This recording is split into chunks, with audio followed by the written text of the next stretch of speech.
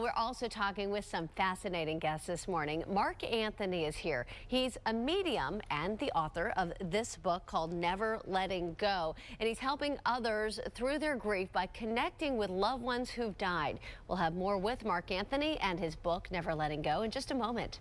Mark Anthony's new book, Never Letting Go, is a guide to help you through the grieving process. And he says it can inspire you with evidence of the afterlife.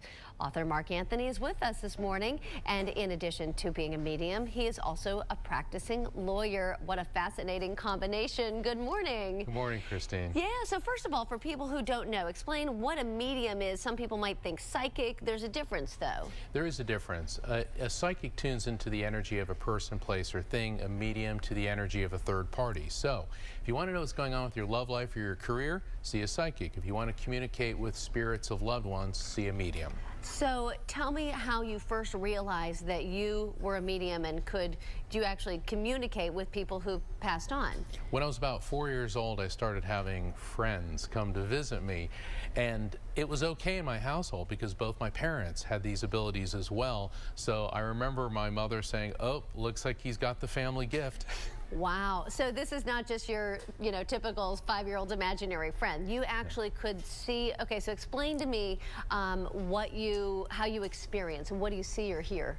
There's different ways that we perceive spirits through clairvoyance, which is seeing a spirit, clairaudience, which is hearing them, and clairsentience, which is feeling them.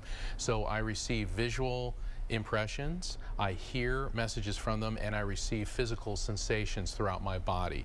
For example, if a spirit communicates to me how he or she died, I'll feel maybe pressure in my chest to indicate it could be congestive heart failure or lung cancer, or a dizzy sensation on my head could be an aneurysm, or it could be brain cancer. Wow.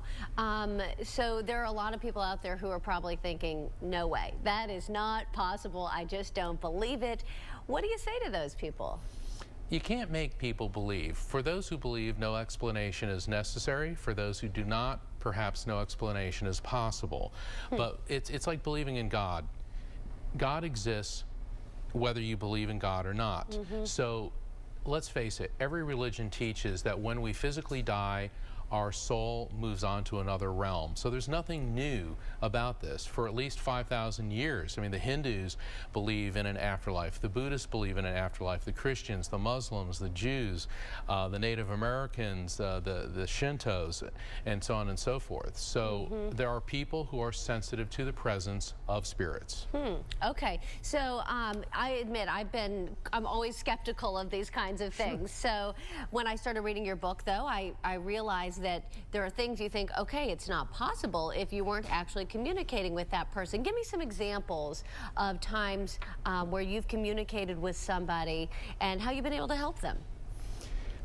If you go to my website, neverlettinggo.com, and there's a video series, and the first video is about this woman named Monica, and she came to me at a gallery reading where I I give a presentation, then I do readings on people in the crowd. So I don't know anything about these people.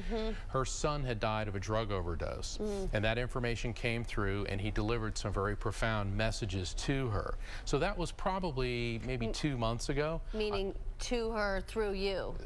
Right, he came to her through me, and then I saw her last week, and she was a completely different woman. She looked 10 years younger. The stress was out of her face. I didn't even recognize her. She ran up to me. I was giving another presentation. She hugged me and said, "God bless you. Thank you for bringing me peace." And what I tell people is I'm very appreciative, but all I did was open the door. It's up to you to go through the door.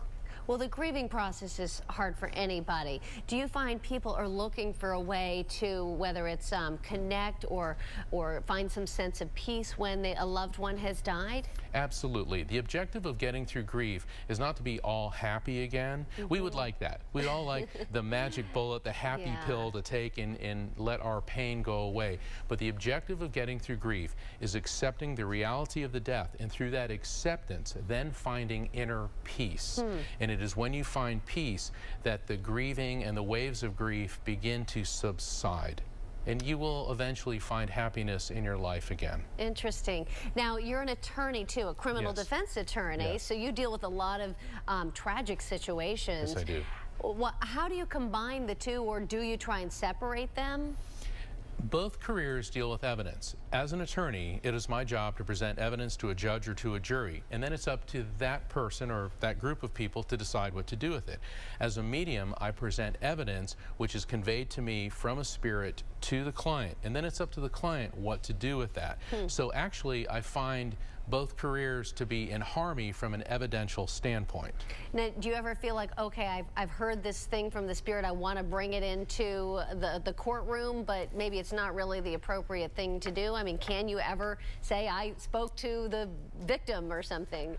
Actually, I talk quite a bit about that in Never Letting Go, but I have to tell you, there's this one judge that I go in front of, and she's from the West Indies, and she's just awesome, but every time I go in her courtroom, I see her maternal grandmother standing behind her trying to get my attention, and I've yet to go, Your Honor, may I approach the bench? By the way. I see your grandmother. I see your grandmother, and she wants you to know this. So in that particular context, I feel it's inappropriate. Right. But in my practice, yes, I use my ability all the time. We're all given different gifts, and this is one of the gifts that I've been given, so I try to use it. It's a service gift to be used in the service of other people to help them cope with grief. It is my theory that grief leads to crime, which then leads to grief. A lot of my clients, drug addicts and alcoholics. Now, we've never met a happy drug addict or alcoholic. That's true. And what I've found is about 80% or more of the time, in that person's past, there's a death that's unresolved, that hasn't been dealt with, which is why they drink, act out, engage in impulsive behaviors, and rage. So then they commit crimes and possibly even kill other people. So then the crime leads to grief, which then leads to yet another crime and more grief. Interesting. And you said that your parents both experienced this as well. When you were little, did they tell you about it? Did you know early on that this is something that they did? It was really cool. My mom especially, for her to see spirits was almost as common as seeing the neighbors. And so I'd come home from school and Mom would be like, I saw a spirit today. And I'm like, cool, do we have any peanut butter? Yeah, honey, it's over there.